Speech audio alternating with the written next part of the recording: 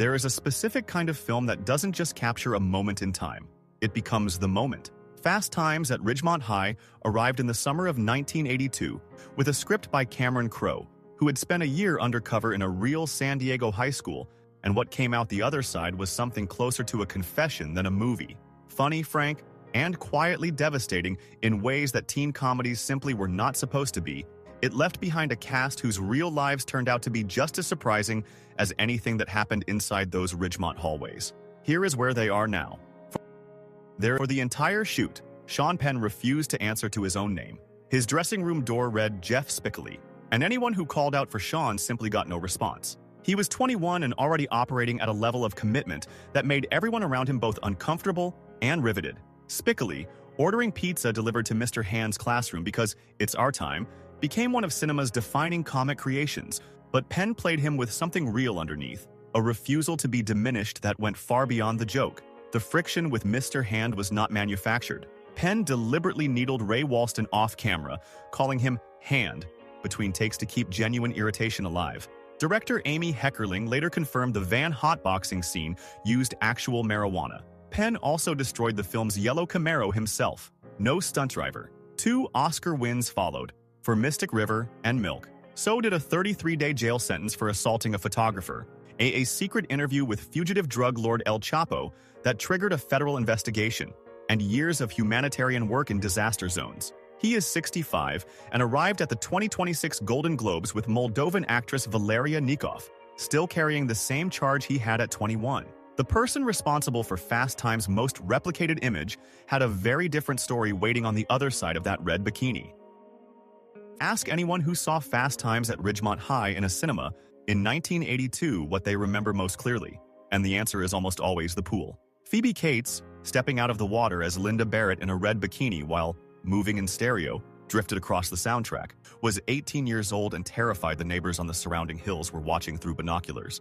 She described the scene not as sexual but as a joke, delivered entirely at Brad Hamilton's expense. Linda was the sophisticated friend dispensing advice that sounded wise and frequently wasn't, and Cates played her with a dry precision that tends to get overlooked because of the bikini. She had come to acting from modeling, which she openly loathed, and had done solely for the money. After Gremlins and Drop Dead Fred, she stood at the threshold of genuine stardom and chose, in 1994, to walk away completely. She had married actor Kevin Kline in 1989, and her children needed her present. She opened a luxury boutique, Blue Tree, on Madison Avenue in 2005, and can often be found working the floor herself, entirely unconcerned with mythology. The store remains thriving in June 2026, and she and Kline have been married 37 years. The man on the other side of that bathroom door had a rather more complicated relationship with what the film made of him.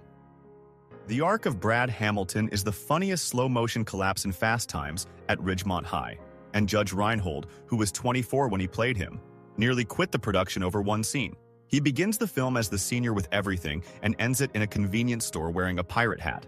The bathroom fantasy sequence was something he described afterward as the bravest thing I've ever done. In one improvised take, he introduced a prop so inappropriate the entire crew broke down, though it never reached the final cut. Beverly Hills Cop turned him into a genuine star, and the Santa Claus franchise kept him visible for 2 decades. On a recurring role on Seinfeld as the close talker gave him a whole new generation of fans. He has spoken openly about years when studio politics buried him and typecast him as the flustered straight man. A 2016 arrest at Dallas Love Field after a confrontation with TSA agents briefly made headlines, though charges were dismissed. He lives in Little Rock with wife Amy Miller and their daughter Haley. At 69, finding the distance from Hollywood suits him well. Beverly Hills Cop. Axel F. became Netflix's biggest summer title of 2024. The football star, who delivered the film's most purely physical performance, had a very different journey waiting ahead of him. The moment that defines Charles Jefferson in Fast Times has almost no dialogue. Spicoli convinces him that rival players wrecked his car before the big game. And Forrest Whitaker delivers the build-up, the stillness before the explosion, entirely through his body. He was 20, had arrived in Hollywood on an opera scholarship, studying classical voice at USC rather than performance. For Jefferson, he had to rapidly rebuild weight loss for another project, eating continuously to look like a convincing linebacker. Amy Heckerling recognized his presence immediately. After his audition, she spotted him skipping across the Universal lot in pure joy, and loved it enough to write it into the film. The career that followed resists easy summary. The Last King of Scotland won him the Academy Award for Best Actor in 2006. Black Panther, Rogue One, UNESCO Special Envoy for Peace, a black belt in Kenpo Karate. He was married to Keisha Nash for 25 years, divorced in 2021, and she passed away in 2023. 4 children, a grief the press has largely left alone. He received the Lifetime Achievement Award at the 2026 Joy Awards in Riyadh, an honor that did not feel too large for the man receiving it. Another cast member, who barely registered on screen that summer, had an even more convoluted road to recognition. He appears in Fast Times at Ridgemont High for perhaps 30 seconds, says almost nothing, and is listed in the credits as Nicholas Coppola. He was 17, the nephew of Francis Ford Coppola, and labor laws for minors made it impossible to cast him any higher. He had auditioned for the role of Brad Hamilton, been considered seriously, and then someone checked his birth certificate. What happened on that set explains one of Hollywood's stranger name changes. The crew spent the shoot greeting him with variations on Apocalypse Now's most famous line. He later described it as crippling, the specific humiliation of being seen only as an extension of someone else's genius. Shortly after Fast Times, he changed his name, drawing on Marvel's Luke Cage and composer John Cage, and returned to auditions as someone entirely new. Birdie, Raising Arizona, Moonstruck, Leaving Las Vegas won him the Oscar in 1995. A career of astonishing range that eventually collapsed under Castles, a dinosaur skull, and enough IRS debt to require a decade of relentless work to clear. Married 5 times most recently to Rico Shibata since 2021, with daughter August Francesca, born in 2022. In May 2026, he began appearing in Spider Noir on Amazon Prime. The most commanding presence in Ridgemont High's classrooms had accumulated a very different kind of legend, and across a much longer arc. There are teacher characters in teen films, and then there is Mr. Hand. Ray Walston delivered every line with the weary authority of a man who has personally decided to hold his classroom together against civilization's slow decline. The comedy worked entirely because he played it straight, never once winking at the audience. He was 67 on set, and had already lived 3 full careers before Ridgemont High appeared in his diary. Broadway came first. A Tony for Damn Yankees in the 1950s, playing the devil with enough persuasive menace that the shift to lovable alien Uncle Martin in My Favorite Martian genuinely surprised everyone. 3 seasons, a household name. Then the long middle period, then Fast Times, then an improbable late surge. 2 Emmy Awards for Picket Fences in the 1990s. Off-screen, Walston's life had a steadiness his characters never permitted. He married Ruth Calvert in 1943 and remained married until his death. 57 years. Diagnosed with lupus in 1994, he battled it for 6 years before dying on New Year's Day 2001 at 86. In 2026, retrospectives of 1980s cinema still return to Mr. Hand with regularity. One of the faces barely visible through the smoke in Spicoli's van that day had a quieter entrance into this film, and a considerably louder exit from it. The entirety of Anthony Edwards' contribution to Fast Times at Ridgemont High is 2 words: let's party. He was 20, one of Spicoli's hotboxed sidekicks, and sharing the back seat with an unknown actor named Eric Stoltz. And the two became close on set, lived together afterward, and made a pact to help each other's careers. Both kept it. Top Gun in 1986 redefined his fame. Goose, warm and quietly heartbreaking, became one of the decade's defining supporting performances. Then ER, 15 million viewers a week at its peak, and Dr. Mark Green across 8 seasons. A role of such emotional intelligence that he became, for a generation, the definition of decency under pressure. He was the highest-paid actor on American television. He married makeup artist Janine Lobel in 1994, had 4 children, and separated in 2015. In 2021, he and actress Mare Winningham, friends for 35 years, quietly eloped. In 2017, he published an essay detailing abuse suffered at the hands of a producer during his early career, placing him among the first men to speak publicly as a survivor before the broader reckoning that followed. He is 63, directing Law and Order episodes in 2026, several featuring Stoltz. The film's smoothest operator was running a very different kind of game, and his real life had almost nothing to do with cool. Mike Damone owns every room he walks into in Fast Times at Ridgemont High, and Robert Romanus spent the entire shoot convinced he wasn't cool enough to play him. That disconnect is almost impossible to reconcile with the character. The slick ticket scalper whose 5-point plan for dating became a satirical Bible, and who cowardly abandoned Stacy Hamilton after she became pregnant. Romanus was 25 during filming, soft-spoken and artistic by nature, and felt consistently overshadowed by the louder personalities around him. He is of Lebanese descent and the younger brother of Mean Streets actor Richard Romanus. After Fast Times, he found steady work on The Facts of Life as Snake, but the larger trajectory he might have hoped for didn't arrive. He pivoted into music, releasing his own albums and teaching guitar, then into hospitality, opening Bob's Espresso Bar in North Hollywood, a genuine local hub that eventually closed. His marriage to Carrie Lizer, creator of The New Adventures of Old Christine, ended in divorce. They have 3 children together. He is 69, a regular on the 80s convention circuit where he often reunites with Brian Backer. And in January 2026, he joined the cast of the horror comedy Lost Media. Yet the girlfriend who set Brad Hamilton's downfall in motion had a career that took a much darker turn than anyone at Ridgemont High would have predicted. Brad Hamilton doesn't see it coming, and neither did audiences. Lisa, his cheerful girlfriend in Fast Times at Ridgemont High, walks away from him with almost no drama, and Amanda Weiss delivered that exit with a matter-of-fact calm that made it sting.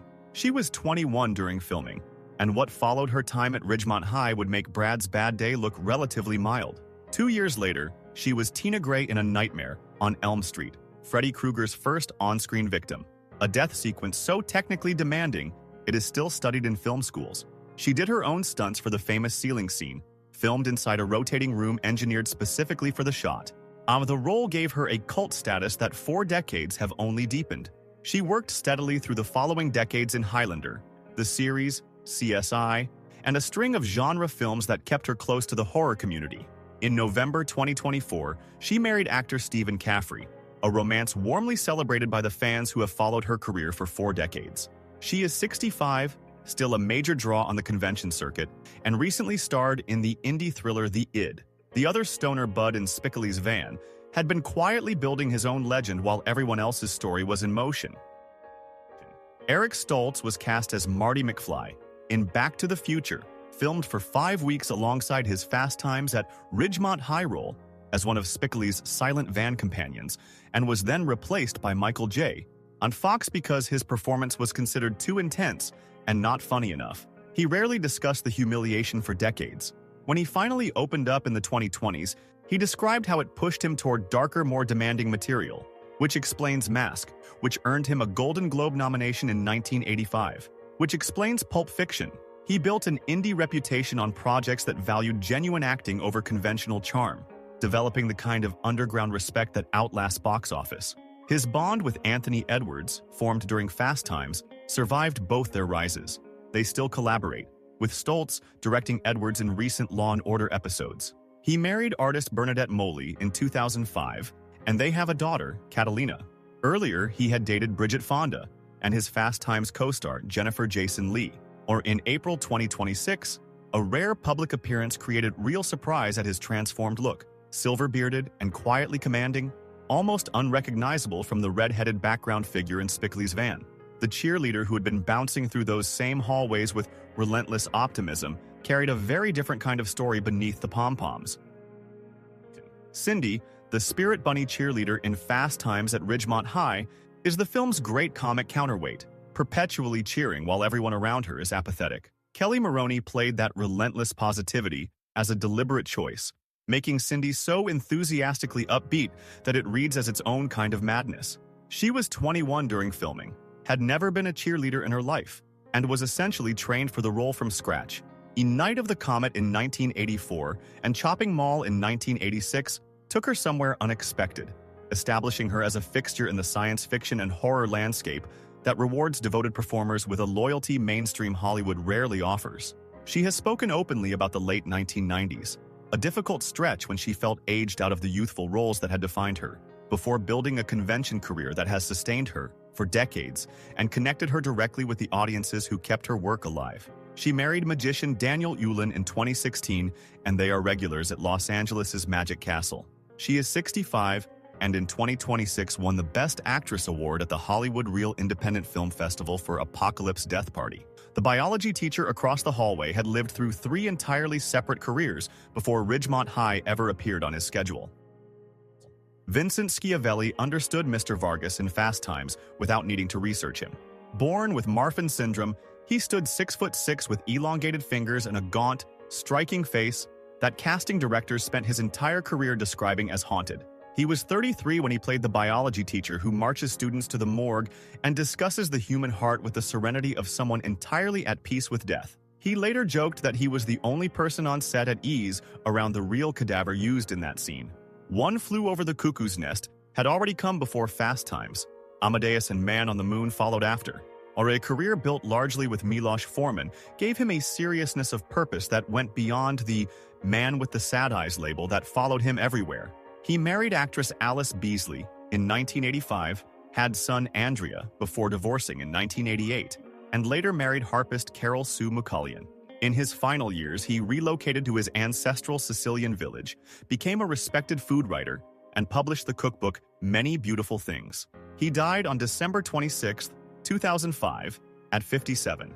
His cookbook remains a quiet cult favorite among food writers in 2026. The young woman who appears briefly as one of Stacy's friends had a famous brother and a second career that had nothing to do with acting.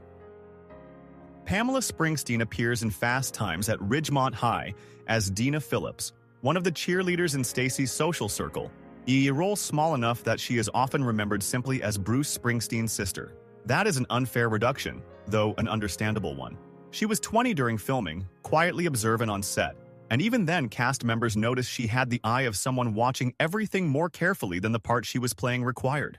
After Fast Times, she made a sharp detour into the slasher genre, playing killer Angela Baker in Sleepaway Camp 2 and 3, roles that gave her a cult following in a very different corner of pop culture from the one she had grown up beside. Then, in the early 1990s, she stopped acting entirely. What replaced it was not a retreat but a transition: photography, pursued with a seriousness that eventually produced exhibition-level work and album covers for Robert Plant, Keith Urban, and her brother Bruce. She married director Bobby Roth in 2002. They have a daughter, Ruby. At 64, she remains active in music photography, and in May 2026 was credited with backstage and promotional images for Bruce Springsteen's 2026 World Tour. The film's emotional anchor, the character who carried everything that wasn't a laugh line, had been working just as deliberately toward her own kind of recognition. Before filming began, Jennifer Jason Leigh took a job at Perry's Pizza in the Sherman Oaks Galleria and worked there undercover for 3 weeks to prepare for Stacy Hamilton in Fast Times at Ridgemont High. She served real customers and absorbed the specific boredom of mall work that Stacy carries through the film. That preparation tells you something about who Leigh is, an actress who does not approximate experience but enters it. Stacy is the film's real subject. While Spicoli got the laughs, Stacy's journey through lost innocence, a pregnancy, and an abortion, handled with quiet maturity, provided the film's actual weight. Leigh was 20, the daughter of actor Vic Morrow. A year after Fast Times, her father died in a catastrophic accident on the set of Twilight Zone, the movie. That loss, arriving when she was barely beginning, sits beneath much of what came after. She married director Noah Baumbach in 2005, had son Romer Emanuel, and divorced in 2013, a split cited as partial inspiration for Marriage Story. She avoided Brat Pack fame in favor of an indie career that produced an Oscar nomination for The Hateful Eight. In March 2026, she appeared in the Netflix series Something Very Bad Is Going to Happen, and later in Crime 101 alongside Chris Hemsworth. The sweet, unnervous boy who could never quite work up the courage to ask Stacy out deserves the final word. The year before Fast Times at Ridgemont High, Brian Backer won a Tony Award for The Floating Light Bulb, Woody Allen's Broadway play.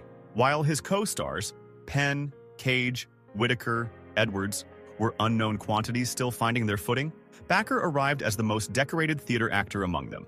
Then he played Rat Ratner, and the film worked exactly as intended. Mark Rat Ratner, the sweaty, sweet, terminally nervous kid who cannot bring himself to ask Stacy Hamilton out, is the audience surrogate for every self-conscious teenager who ever talked themselves out of something they wanted. Backer played him with such authenticity that casting directors couldn't see past it, and the nervous nerd audiences loved became the narrow lane he was expected to stay in, and the leading man possibilities a Tony Award might once have suggested never materialized. He appeared in Police Academy 4 and Loser, then stepped away from the public eye entirely. He has lived quietly in New York for decades, making a deliberate choice to step back from everything, with no verified social media presence and a complete absence from the reunion circuit. He is 69 in 2026. There is something quietly fitting about the fact that the actor who played the boy too shy to speak up is also the one nobody has been able to track down.